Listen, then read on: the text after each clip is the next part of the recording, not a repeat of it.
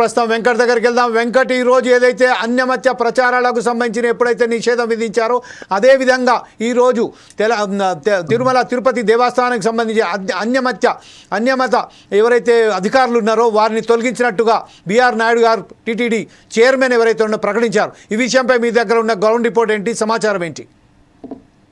Sir good morning sir. Very good morning sir. Tirumala శ్రీవారి సన్నిధిలో అన్యమత ఉద్యోగులను బయటికి పంపించేదానికి టిటిడి బిఆర్ నాయుడు అధ్యక్షతన ఏర్పడినటువంటి ఈ బోర్డు అయితే ఏదైతే ఉందో అది గత సంవత్సరం నవంబర్ 18వ తారీఖు ఏర్పాటు చేసిన బోర్డు మీటింగ్ లో ఒక నిర్ణయం తీసుకోవడం అనేది జరిగింది సార్. అయితే ఇందులో భాగంగా మొత్తం దేవస్థానం మొత్తం పరిధిలో 300 మంది ఉద్యోగస్తుల్ని ఫైండ్ అవుట్ చేయడం జరిగింది సార్.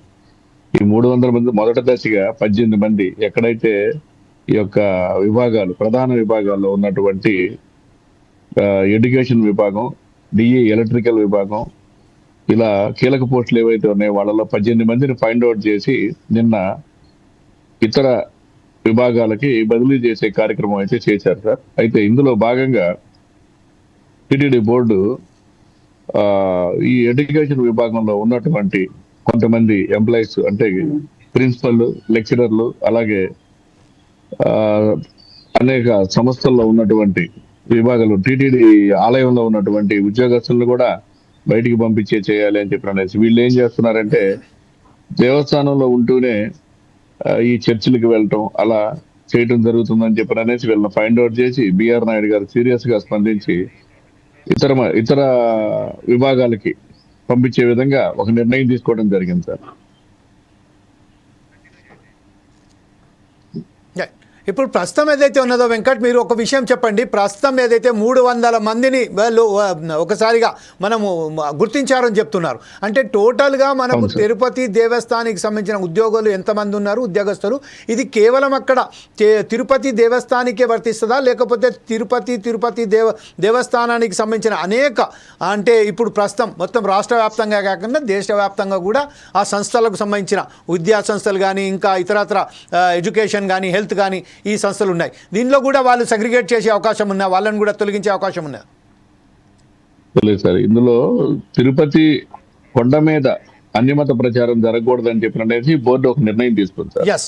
తిరుమల పరిధిలో తిరుపతి పరిధిలో ఉన్నటువంటి దేవస్థాన అనుబంధం ఏదైతే ఉందో వాటిల్లో ఉన్నటువంటి ఉద్యోగులను కొంతమందిని ఫైండ్ అవుట్ చేసి 300 మంది వరకు ఫైండ్ అవుట్ చేశారు. ఈ 300 మందిని ఇతర విభాగాలకి పంపించే విధంగా చైర్మన్ గారు ఒక నిర్ణయం తీసుకోవడం జరిగింది. ఇందులో భాగంగా వారిని తొలగించలేదు, వారి వేరే విభాగాలు ట్రాన్స్ఫర్ చేశారు. అవును సార్. ఇతర విభాగాలకి ట్రాన్స్ఫర్ చేసే విధంగా ఒక నిర్ణయం అయితే నేను చేశారు సార్. అయితే ప్రస్తుతం వారికి సంబంధించిన ఎవరైతే ఉద్యోగస్తులు ఉన్నారో వారి స్పందన ఏమున్నది ఈ విషయంలో? సార్, ఇప్పటి వరకు వాళ్ళు ఎవరు ఫైండ్ అవుట్ లోకి రాలేదు సార్. వాళ్ళు వచ్చేసి మేము ఇలాంటి అన్యమత ప్రచారం అనేది మేము నిర్వహించలేదు అని చెప్పిన దీని మీద వాళ్ళు మాట్లాడుకుంటూ ఉన్నారు సార్. అంటే గతంలో కూడా మనకు అక్కడ ప్రస్తుతం ఏదైతే తిరుపతి దేవస్థానం ఏదైతే ఉన్నదో దానికి సంబంధించింది చాలా క్లియర్గా ఉన్నది. వేరే వాళ్ళు కూడా అక్కడ అన్యమత ప్రచారాలు చేయకూడదని, అంటే గతంలో ప్రభుత్వాలకు సంబంధించిన అక్కడ అన్యమతాలు చేశారు అనేది మాత్రం ఖచ్చితంగా నిరూపణ కూడా అయింది. ఈ విషయంలో ఇప్పుడు ప్రస్తుతం ఏదైతే టీటీ బోర్డు చైర్మన్గా బిఆర్ నాయుడు తీసుకున్న తర్వాత ఇంత కఠినమైన స్టెప్స్ తీసుకోవడానికి అసలైన కారణాలు ఏంటి?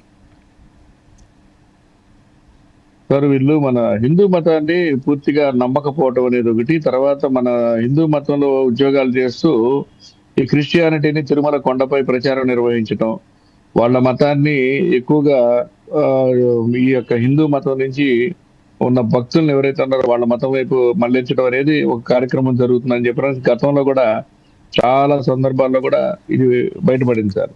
ఇందులో భాగంగానే కూటమి ప్రభుత్వం వచ్చిన తర్వాత తీసుకున్న నిర్ణయం ఏంటంటే గత సంవత్సరం నవంబర్ 18వ తారీఖున ఏర్పడినటువంటి బోర్డు మీటింగ్ లో బోర్డు సభ్యులు మరియు బిఆర్ నాయుడు గారు, ఈఓ గారు, అలాగే తిరుమల జేఈఓ వెంకన్న చౌదరి గారు కూడా వీళ్ళందరూ కలిసి తీసుకున్న నిర్ణయం ఏంటంటే అన్య మతస్థుల్ని బయటికి పంపించేసేయాలి, ఇలాంటి అపచారాలు ఉండకూడదు. భక్తుల నుంచి కూడా ఇది చాలా కంప్లైంట్లు వచ్చినాయి.